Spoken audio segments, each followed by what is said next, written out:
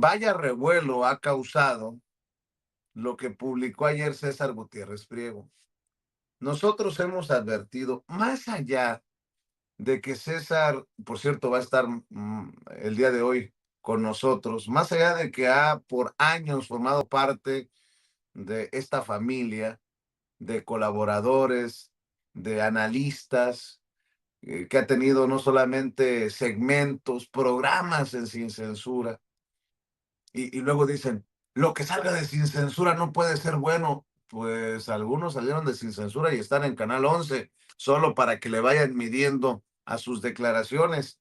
O hay quienes le tiran a César Gutiérrez Friego y respaldan a Isaac de Paz González. Qué bueno, porque Isaac también es amigo, pero no pueden decir uno es malo, otro es bueno. No, pues aquí, más allá de nuestras ideas, preferencias, filias, fobias, me sorprende que haya compañeros y compañeras que se dicen del movimiento de la transformación, que están dispuestos a defender al mismísimo Cedillo porque consideran que, como diría Ernesto Ledesma, César Gutiérrez Priego es tan perverso que utilizaría hasta la inteligencia artificial para respaldar sus dichos de que hay grabaciones de la familia de Cedillo involucrada con el narcotráfico. Impresionante lo que está pasando, y todo porque César aparece en primero o segundo lugar, dependiendo de la encuesta que se revise, de preferencias rumbo al 1 de junio, en el que decidiremos por ministros, ministras, magistrados, magistradas, jueces y jueces. Ayer, por cierto, volvió a sacar las uñas, es mi opinión, Julio Astillero, con ciertos adjetivos que ensucian una entrevista tan relevante, creo yo, al llamar envalentonado a César Gutiérrez Priego, pero bueno, al final esa es solamente mi opinión. César escribió ayer, he tomado una decisión.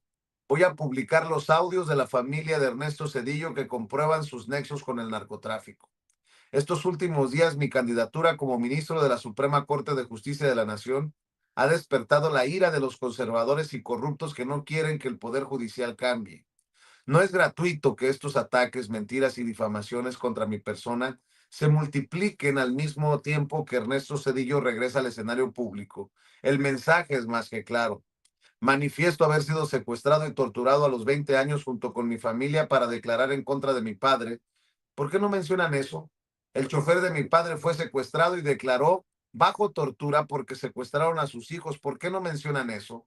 En referencia a un reportaje que publicó Laura Sánchez Ley para Milenio y Archivero, y que señalaba a los choferes del general Gutiérrez Rebollo que habían denunciado sus presuntos vínculos. Yo tengo en mi poder una copia de otra declaración de ese chofer que asegura haber sido torturado y amenazado y que desconocía esa supuesta denuncia presuntamente firmada por él, pero eso no se publicó. A eso se refiere César Gutiérrez Priego. Ahora, voy a hacer público el último regalo que me dio mi padre, los cassettes de grabación en donde la esposa del presidente de la República sostiene conversaciones con narcotraficantes. Este material es inédito y fueron grabados en 1996. Pregunta César, ¿se atreverán los periodistas y medios de comunicación a publicarlos? Ya veremos. Al Supremo Pueblo de México le digo gracias, gracias por combatir la infodemia, gracias por no dejarse engañar y pelear por la Suprema Corte que todos queremos. Los audios serán publicados en los próximos días y tengo entendido que será Manuel Pedrero quien los dé a conocer. Así lo decidió César, y más allá de nuestras diferencias, pues estoy esperando lo que publique Manuel, porque a mí me interesa el contenido, ¿no? Porque mucho nos ha dicho, por ejemplo, el maestro Paco Cruz, por años me lo ha dicho César Gutiérrez Priego, la existencia de este material, y sería un golpe políticamente hablando mortal para el elegido como el nuevo vocero de la oposición en México. como la guía de los intelectuales de derecha como Enrique Krause o Héctor Aguilar Camín. Nexos y Letras Libres están publicando a Ernesto Zedillo, que regresa a ser como el paladín de la democracia y decir que en México se acabó la democracia y que vamos rumbo a la tiranía. Por eso es tan importante. Pero veo a compañeros y a compañeras que preguntan, ¿y por qué hasta hoy? ¿Por qué no se llevaron como pruebas ante la fiscalía y se interpuso una denuncia? Bastante extraño. Cuestionan a César. Yo les recuerdo que César fue torturado, secuestrado, y que cada quien decide cómo hace las cosas. Otros dicen, ¿por qué no usaste esas grabaciones para salvar a tu papá? Porque tengo entendido que esas grabaciones se le entregan a César a la muerte de su papá, el general Gutiérrez Rebollo. Yo creo que hay mucho, mucho que escarbar, mucho que destapar. Y si hay grabaciones, como tal vez no tenemos grabaciones de otras familias presidenciales, como por ejemplo la de Felipe Calderón, con acusaciones en su contra, pues creo que es importante para nuestro México lindo y querido. Y entiendo también a César que lo hace para defenderse de las calumnias, de la difamación, de la campaña que trae en su contra. Y fíjese que yo estoy seguro que no lo hace ni siquiera por la campaña de la derecha, sino por el famoso o infame fuego amigo. Estos que se dicen de izquierda y que te quieren bajar a la mala. Eh, yo considero también importante, ahí fue donde explotó mientras espero a Paco, al maestro Paco Cruz, aquí creo que fue donde explotó la situación con Laura Sánchez Ley hace unos días, porque Laura Sánchez Ley publicó un día de diciembre de 1995, Juan Galván Lara, un militar de bajo rango, presenció una reunión que cambiaría totalmente su vida. El zar antidrogas Jesús Gutiérrez Rebollo recibía regalos de Amado Carrillo Fuentes, el Señor de los Cielos. Y escriben en Archivero lo que también publica Laura Sánchez Ley en Milenio. La situación aquí, yo le pregunté a Laura Sánchez Ley si sabía de la existencia de una declaración de este personaje en el sentido de que no reconocía esos señalamientos, una supuesta llamada de denuncia, Juan Galván Lara, me refiero a Juan Galván Lara, en contra del general Gutiérrez Rebollo. Porque bueno, si se presentan las supuestas pruebas para señalar a un personaje presuntamente corrupto, pues también habría que tener claro que hay una declaración de esa persona que asegura haber sido amenazada con que le mataran a su familia, eh, amenazada de muerte y que desconoce o desconocía esa declaración. Eh, me llama mucho la atención, pues dice: en una mañana de febrero de 1997, un militar de nombre Juan Galván Lara está sentado en las instalaciones de la PGR. Tal vez para romper el hielo no va directo a sus declaraciones, sino que empieza contando algunos detalles de su vida precaria. Dice que el primer ascenso que consiguió fue como soldado auxiliar de transportes por allá de 1983, o que terminó haciendo mudanzas dentro del ejército mexicano, los trabajos más insignificantes en la carrera de un militar. Pero en marzo de 1990, cuando estaba adscrito a la quinta región militar en Jalisco, su general, un hombre llamado Fernando Pérez, le hizo un ofrecimiento que le pareció irreal: ser chofer del mismísimo general de división que había llegado un par de años, Jesús Gutiérrez Rebollo. Las primeras misiones, sin embargo, consistían en llevar y traer a las mujeres de su vida. Así fue durante casi 5 años, hasta diciembre de 1995, cuando presenció una reunión que cambiaría su vida para siempre. Esa tarde, dice Galván Lara, que vio a dos personas ingresar a la oficina de Gutiérrez Rebollo. Eran Enrique y René González Quiriarte, dos hombres de negocios que aseguraron tener información de las operaciones del cártel de los hermanos Arellano Félix. Según el militar, los hermanos no solo ofrecían información, sino también hacerse cargo de los costos de los operativos militares en contra de los narcotraficantes. Según la versión del chofer, Gutiérrez Rebollo aceptaría cavando su propia tumba desde ese día. Y es que poco a poco fue pidiendo más información y más favores a los hermanos González Quiriarte, quienes realmente eran principales operadores de Amado Carrillo Fuentes, el Señor de los Cielos. Según él y otro chofer, la relación entre los González Quiriarte y Rebollo evolucionó y empezaron a llegar los regalos costosos. Durante 1996, el Flaco le haría los primeros regalos: dos carros blindados, una Cherokee color arena 1994 y un Gran Marquis de esos que usaban los judiciales. El Flaco le dijo que lo querían matar los Arellano Félix, así que el militar aceptó los vehículos blindados. Según la versión del chofer, él mismo recogió uno de estos que envió el Señor de los Cielos en representación de González Quiriarte. Carrillo cumpliría su promesa muy rápido. Unas semanas después, Javier Galván recogió las llaves de un departamento nuevo en un edificio de la calle Tamarindos, número 100 de la colonia Bosques de las Lomas. Dice que fue el propio Señor de los Cielos quien se las entregó.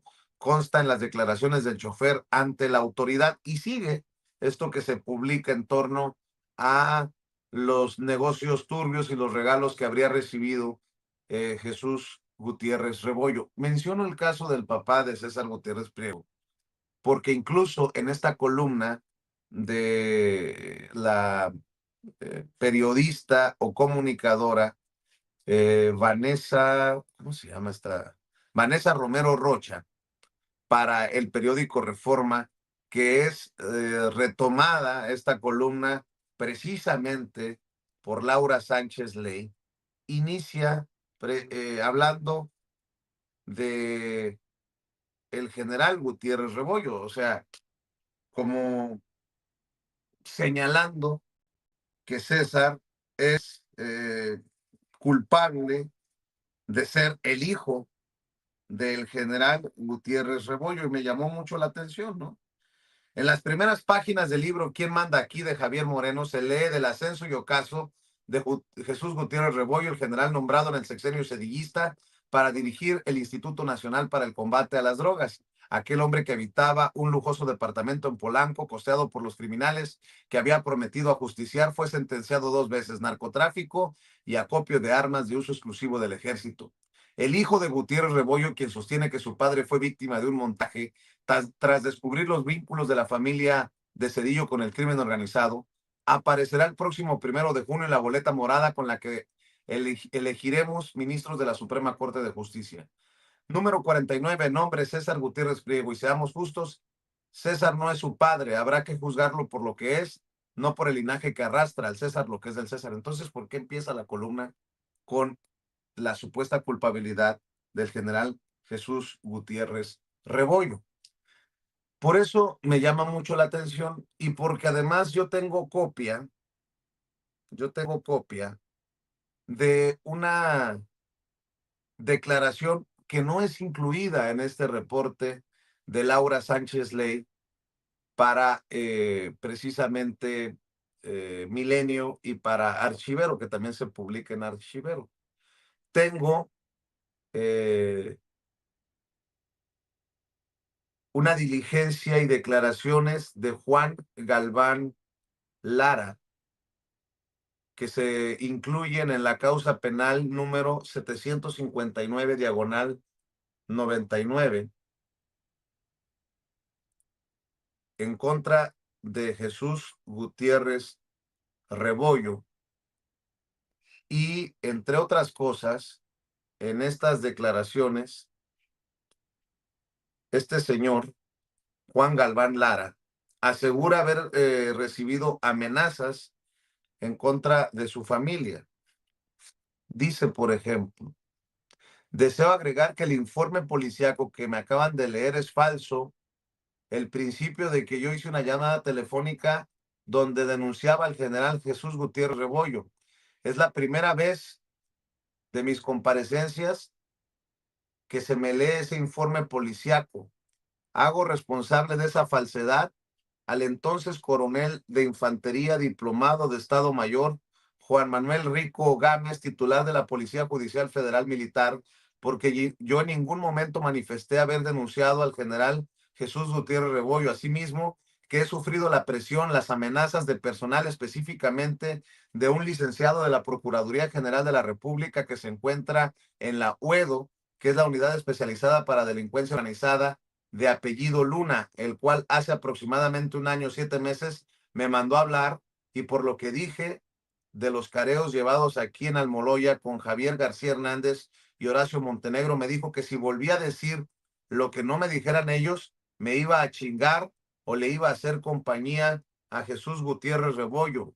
Manifiesto esto porque bien es sabido que nosotros, digo nosotros porque tanto el general Jesús Gutiérrez Rebollo, Javier García Hernández, personal de la Quinta, que perteneció al grupo de información, y el de La Voz, trabajamos como nadie lo había hecho.